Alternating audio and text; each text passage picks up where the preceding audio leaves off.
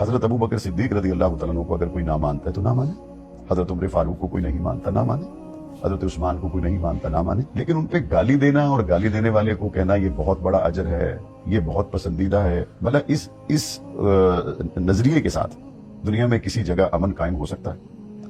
بہت صاف بات ہے، اہل سنت والجماعت کے جو مقدسات ہیں یہ امت کے مقدسات ہیں۔ سیدنا ابو بکر صدیق، سیدنا عمر فاروق، عثمان غنی، علی المرتضیٰ، حضرت امیر معاویہ امہات المومنین، اگر کسی کا مذہب حضرت علی سے زیادہ محبت کرنا ہے تو اس سے کبھی بھی اختلاف نہیں ہوگا۔ واہ، اگر کسی کے مذہب میں حضرت فاطمہ سے اور زیادہ محبت کرنا ہے اس سے کسی کو اختلاف نہیں ہوگا۔ ہمیشہ دل آزاری تب ہوگی جب کوئی آدمی حضرت علی سے، حضرت فاطمہ الزہرا رضی اللہ تعالیٰ عنہ سے اظہار محبت کرے اور حضرت ابو بکر صدیق رضی اللہ تعالیٰ عنہ پر معاذ اللہ لعنتیں کرے۔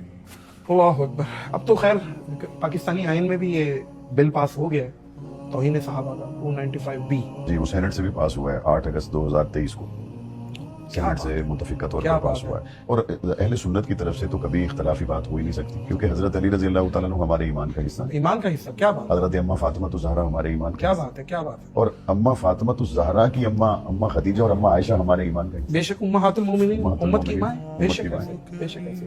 مطلب کیا خوبصورت بات ہے بھائی، واہ، بہت مزہ آ رہا ہے۔ اللہ کرے کہ دلوں میں اترے، مثبت بات کی آپ نے، بہت بہت اچھی بات کی۔ ہم نے اس کا ایک حل بھی پیش کیا، حل کیا ہے؟ ہم نے اس کا بہت اچھا حل پیش کیا۔ ہاں، جن مقدسات کی گستاخی پر جو سزا ہونی چاہیے